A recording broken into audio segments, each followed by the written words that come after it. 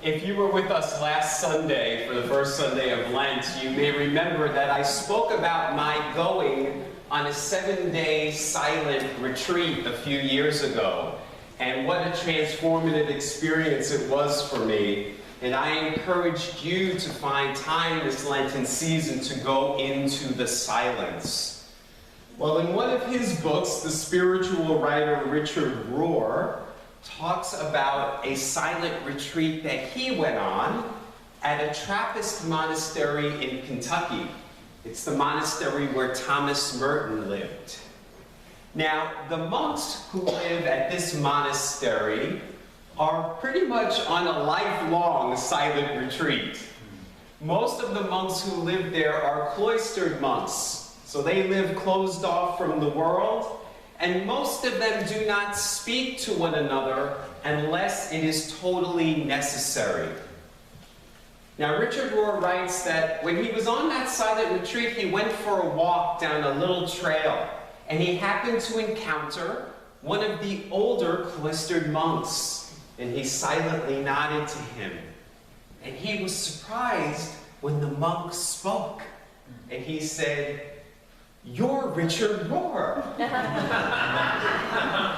And Richard Rohr said, "How do you know who I am?" And he said, "Well, I recognize your photos from the back of your books." And Richard Rohr said, "Wow, thank you." And then the monk said to him, "You get to speak to people out in the world. Would you tell them something?" Richard Rohr leaned in, and the monk said, "Tell them that God is not out there. God is in here. Please tell them that." And then the monk kept walking. God is not out there. God is in here. That was the message of Jesus. We still haven't gotten it, but that was the message. Jesus said, the kingdom of heaven is within you. That where God lives, God's dwelling place is within you. Now, although 2,000 years later we haven't gotten it, the early Christians did get it. The desert mothers and fathers, the Gnostics, the early Christian mystics, they understood that God lived within them, that there was this place of oneness with God, and that that's what Jesus was trying to get us to do, to follow that way so that we too could become more like God, just like Jesus, that Jesus was the example showing us the way. And that's why those early Christians wrote things like, the Son of Man became God so that man might become God. No, I said that wrong. The Son of God became man so that man might become God. That was Jesus' mission, was to say, I and the Father are one, and you can discover that too if you follow my way. God's dwelling place is within you. And Jesus was showing us the way home, back to that dwelling place, if we follow his way. Now, most of us who grew up in Christian churches, we heard just the opposite of that. We heard God was out there. God was outside of us. When we prayed, we were told to pray to something out there. We were told that we were sinners, that we were so far removed from God. We weren't getting the message that God was within us and that we were one with God, but that was Jesus' message. So the season of Lent is a season for us to go into the silence and to remember that God is one with us. And so what we do during Lent is we give up those thoughts and limiting beliefs that tell us that we're separate from God. That is why the cross is the symbol that we focus on during Lent. But we're not focusing on a torture device. Okay? I've told you before, when I was a boy growing up in the Catholic Church, in our church in Queens, New York, in the front of the church there was a 20-foot crucifix. Not just for Lent, all year long.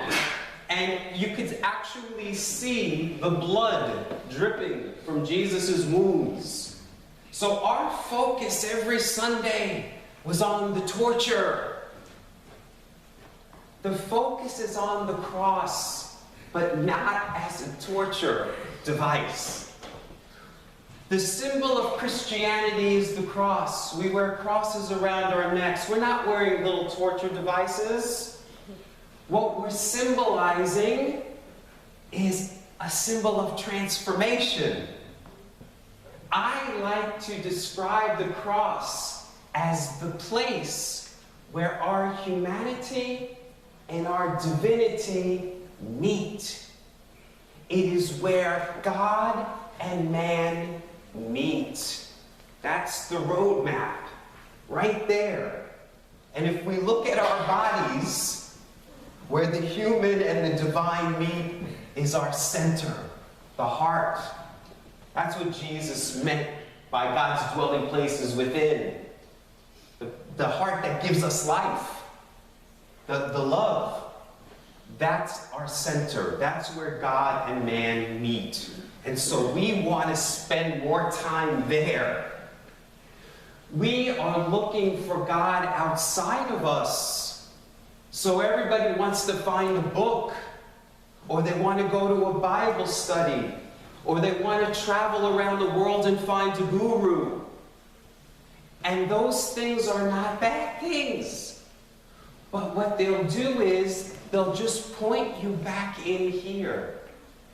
All of those things will point you back in here because that's where God dwells. That's what that cloistered monk was saying to Richard Rohr. God isn't out there. God's in here. So, for the season of Lent, we have this beautiful cross that reminds us not of suffering, because again, Lent isn't about being miserable. When I was a kid, we were taught you give up chocolate, you give up the things you like because Jesus suffered, so you have to suffer. God doesn't want you to suffer. God wants you to experience the fullness of life and joy. What we're to give up are the things that keep us from that joy. If you're living in fear and worry and anxiety and stress, you're not living joy. You're not living the peace and love that Jesus came to show us the way.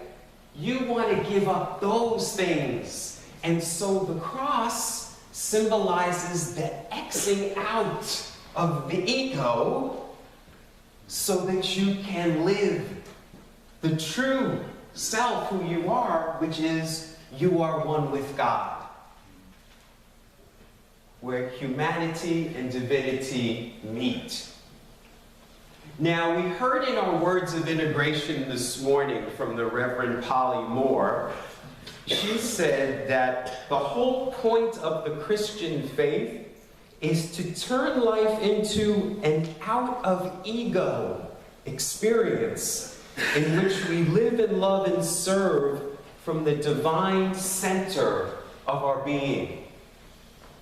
Out of ego experience. Now, in Jesus' day, they did not have the term ego. We know we have grown and evolved quite a bit in 2,000 years, and we understand a lot more about the world and ourselves. So they didn't have ego. And I told you, if you were here last Sunday, that what Satan was, when Jesus spoke of Satan, that's what the ego was. Satan means great separator.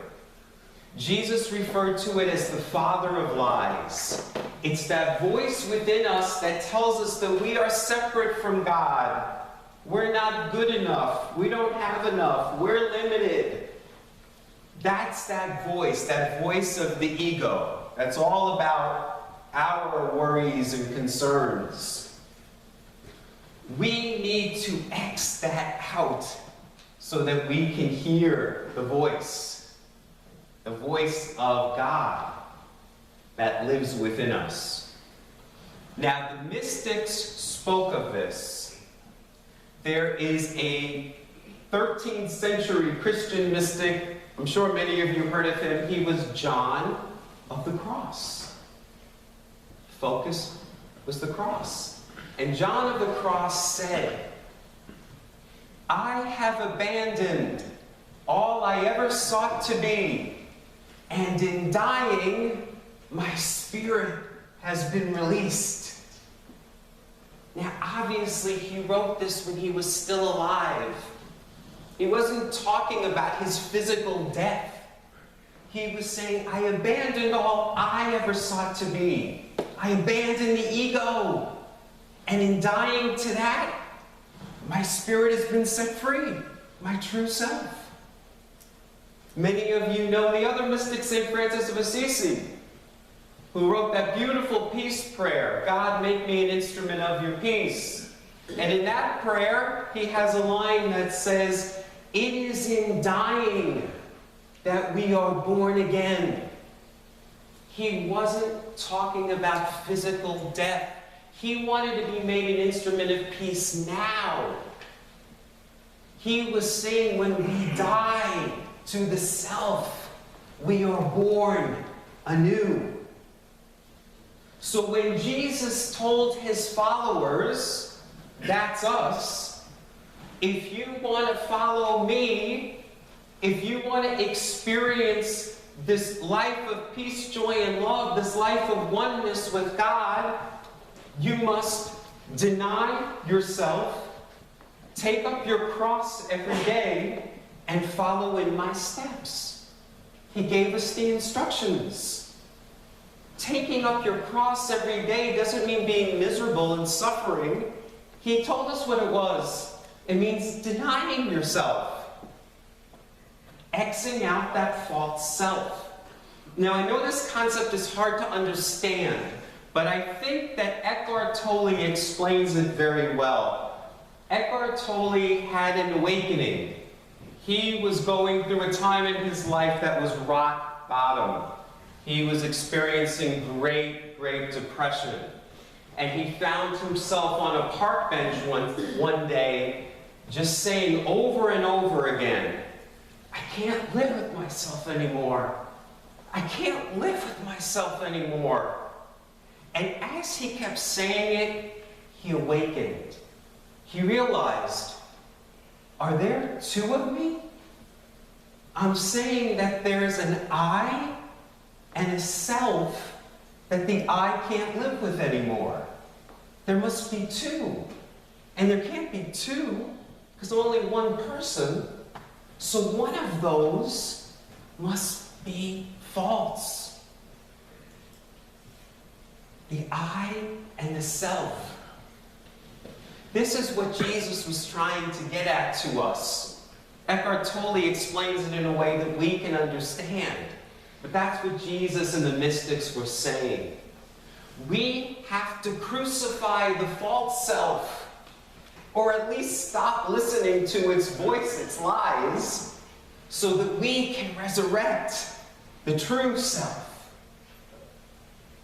The season of Lent invites us to go into the wilderness, into the silence every day, so that we can get still and think, am I connecting with the ego, the voice of fear and anxiety and worry and my concerns? Or am I listening to the voice of truth, the voice of God that lives within me? That's what Lent is all about. Now, when you get home this afternoon, if you take home your bulletin, you'll see that the back cover of your bulletin, which comes to us from the UCC, all of the UCC churches use this bulletin cover.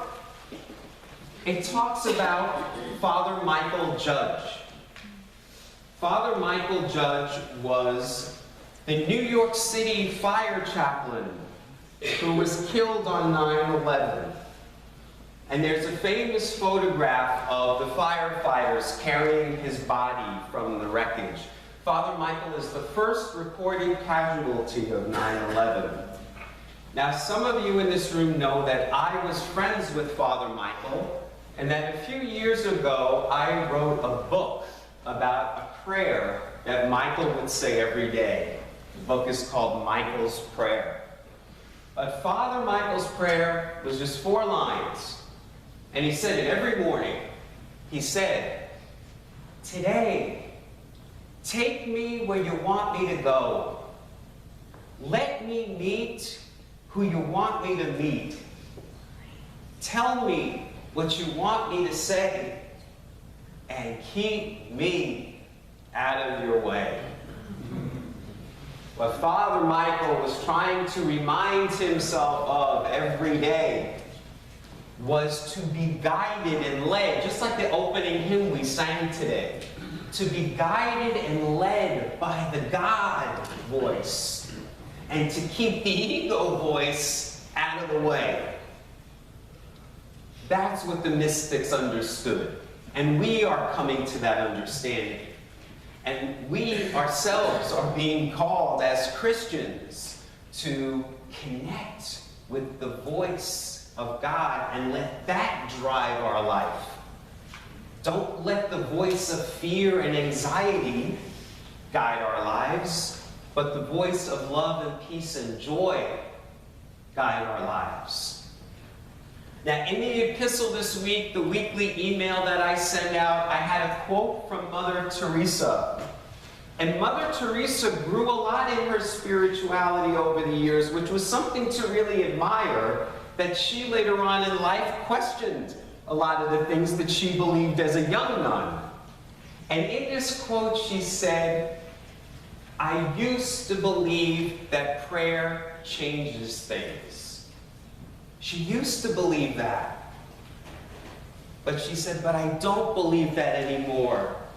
Prayer doesn't change things." She said, "What I know now is that prayer changes us, and we change things." Lent is a season of prayer, but again, we're not praying to a God outside of us. We're not seeking divine intervention for something outside of us to change a situation in our life or in our world. We're praying to connect here. Like that cloistered monk said, "Tell people God is here." So when we pray, that's where we're going. The purpose is to change us. To change our thoughts of fear, worry, and anxiety into thoughts of love and peace and abundance, and to know the truth of our being. That's the purpose of prayer. So, last Sunday I gave you some homework. I said, try to find at least 7 minutes a day that you can be in the silence. And I hope that you were able to do that, but if not, guess what? We still have 30 more days of Lent. So, I want to give you that same encouragement to find time each day to be still, to go into the silence, and to pray, to go within. That is where God lives. And listen to that voice. And let that voice lead you and guide you. Namaste.